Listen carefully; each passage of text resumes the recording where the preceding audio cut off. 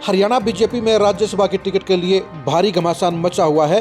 राज्यसभा की टिकट हासिल करने के लिए बीजेपी के 1 दर्जन नेताओं में मुकाबला चल रहा है, भाग दौड़ चल रही है, दावेदारी चल रही है। ये वो नेता हैं जो या तो विधानसभा चुनाव में हार गए थे या उनको टिकट नहीं मिली थी, लेकिन इनमें से आधा दर्जन नेताओं की दावेदारी टूट गई है, उनको टिकट मिलने के चांस नहीं है। ऐसे कौन से नेता हैं जिनकी टिकट की दावेदारी खत्म हो गई है और ऐसे कौन से नेता हैं जिनकी दावेदारी अभी भी कायम है?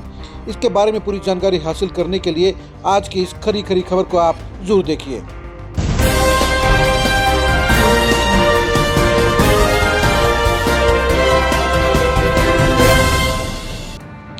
हरियाणा बीजेपी में इस समय राज्यसभा की टिकट के लिए जबरदस्त लॉबिंग चल रही है। बीजेपी के 1 दर्जन नेताओं को ये लगता है कि ये गोल्डन चांस उनको मिल गया तो उनकी सियासत को फिर से संजीवनी मिल सकती है। दरअसल बीजेपी के 1 दर्जन नेता ऐसे हैं जो इस समय सियासत के पायदान पर नीचे चल रहे हैं। कई नेताओं की टिकट कट गई थी, कई नेता चुनाव हार गए हैं और ऐसे में अब उनके सामने एक ही रास्ता नजर आता है कि अगर राज्यसभा की टिकट हाईकमान उनको दे दे तो वो सियासत के बड़े मुकाम को फिर से हासिल कर सकते हैं और दोबारा से वो मेन ट्रैक पर वापसी कर सकते हैं। ऐसे 6 नेता हैं जिनको टिकट मिलने की गुंजाइश फिलहाल खत्म होती नजर आ रही है, यानी उनको टिकट मिलने के लिए अब कोई भी गुंजाइश नजर आती नहीं है। ऐसे नेताओं को हाईकमान ने पहले से ही इशारों में इनकार कर दिया है। इनमें सबसे बड़ा चेहरा है रामविलास शर्मा। रामविलास शर्मा को महेंद्रगढ़ से टिकट नहीं मिली थी, उनकी जगह नए चेहरे को टिकट देकर बीजेपी ने बड़ा दांव खेला जो कामयाब रहा। रामविलास शर्मा ने पार्टी के साथ गद्दारी करने का काम किया। यही वजह है कि उनकी राज्यसभा की टिकट की दावेदारी खारिज हो गई है। अगर वो दिले जान से अपनी टिकट के लिए रुसा होने के बजाय अपने प्रत्याशी की पूरी मदद करते तो राज्यसभा की टिकट पर उनकी मजबूत दावेदारी बन सकती थी। अगले मजबूत दावेदार हैं ओम प्रकाश धनखड़। ओम प्रकाश धनखड़ भी बादली से लगातार दूसरा चुनाव हार गए हैं। वो भी टिकट हासिल करने के लिए पूरी कोशिश कर रहे थे, लेकिन उनके सामने दिक्कत ये है कि हरियाणा से पहले से ही सुभाष बराड़ा और किरण चौधरी के तौर पर 2 जाट नेता राज्यसभा में बैठे हैं, इसलिए उनको भी टिकट मिलने के आसार नहीं हैं, क्योंकि बीजेपी किसी तीसरे जाट नेता को टिकट नहीं देगी। यही रुकावट कैप्टन अभिमन्यु के लिए भी बनी हुई है। कैप्टन अभिमन्यु भी नारनौल से 2 चुनाव हार चुके हैं।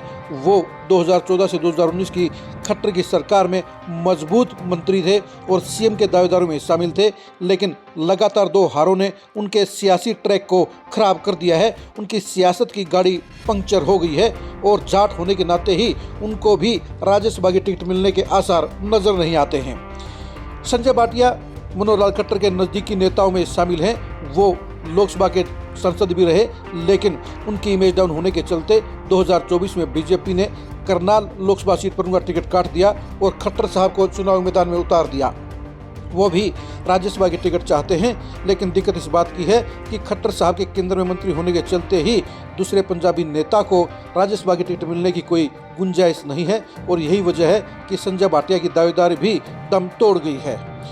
हरियाणा बीजेपी के अध्यक्ष मोहन लाल बड़ोली भी राज्यसभा जाने का सपना देख रहे हैं, लेकिन उनके सामने भी दिक्कत यह है कि एक और ब्राह्मण नेता यानी कार्तिकेय शर्मा पहले से ही राज्यसभा में बैठे हैं। बेशक से कार्तिकेय शर्मा निर्दलीय सांसद के तौर पर राज्यसभा गए थे, लेकिन बीजेपी ने उनकी सपोर्ट की थी। कार्तिकेय शर्मा की मां भी कालका से विधायक बन चुके हैं। ऐसे में बीजेपी मोहन लाल बड़ोली के जरिए एक और ब्राह्मण चेहरे को संसद में भेजने का रिस्क नहीं लेगी। वो इस सीट को फिर से एससी समाज को देने का मन रखती है या किसी गैर जाट नेता को भी टिकट मिल सकती है। गैर जाट नेताओं की दावेदारी में सिर्फ कुलदीप बिश्नोई ही बचे हुए हैं।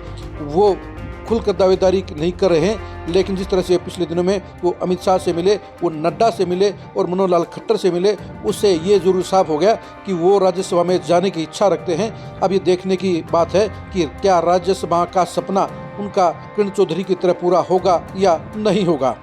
जहाँ तक एससी नेताओं की बात है तो एससी नेताओं में से ही किसी को बड़ा इनाम मिल सकता है, क्योंकि कृष्णलाल पवार के कोटे से खाली हुई टिकट के ऊपर एससी नेता को ही भेजने के ऊपर बीजेपी हाईकमान गंभीरता से विचार कर रहा है। ऐसे में जो सबसे बड़ा नाम आता है वो है सुनीता दुग्गल का। सुनीता दुग्गल की टिकट भी लोकसभा में काट दी गई थी, लेकिन विधानसभा का चुनाव वो रतिया से हार गई। वो भी राज्यसभा जाने के लिए पूरी कोशिश कर रही हैं और उनका दांव लग सकता है। जो दूसरे बड़े चेहरे इस लाइन में आते हैं वो पूर्व मंत्री डॉक्टर बनवारी लाल भी हैं। बनवारी लाल की टिकट भी बाउल से काट दी गई थी। वो लगातार 2 बार मंत्री भी रहे। वो भी राज्यसभा के टिकट के लिए गंभीर दावेदार हैं। तो तीसरा दावेदार इस लाइन में खड़ा नजर आता है वो सत्यप्रकाश जवारता है, जो पटौदी से विधायक थे। उनकी टिकट भी राव इंद्रजीत ने कटवा दी थी। वो भी दावेदारी तो जरूर रखते हैं, लेकिन उनकी दावेदारी नंबर 3 पर खड़ी है। जहां तक मुमकिन नजर आता है उसके हिसाब से कहा जा सकता है कि 99% किसी एससी नेता को ही टिकट मिलने की पूरी संभावना है। और उनमें भी जिन 3 नेताओं के नाम हमने आपको बताए हैं उनमें से किसी एक की लॉटरी लग सकती है।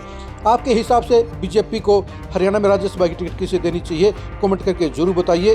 ओम प्रकाश धनखड़, कैप्टन अभिमन्यु को टिकट मिलने की कितनी गुंजाइश है और उन्हें क्यों टिकट मिलनी चाहिए, यह भी कमेंट करके जरूर बताइए। रामविलास शर्मा और मोहन डोली को टिकट मिलने के कितने आसार हैं, ये भी कमेंट करके जरूर बताइए। संजय भाटिया की टिकट की दावेदारी आपको कितनी नजर आती है, यह भी कमेंट करके जरूर बताइए। राज्यसभा को लेकर कुलदीप बिश्नोई आज की तारीख में कहां खड़े हैं, ये भी कमेंट करके जरूर बताइए। आप हमारे फेसबुक पेज को फॉलो कीजिए, आप हमारे यूट्यूब चैनल को सब्सक्राइब कीजिए। नमस्कार।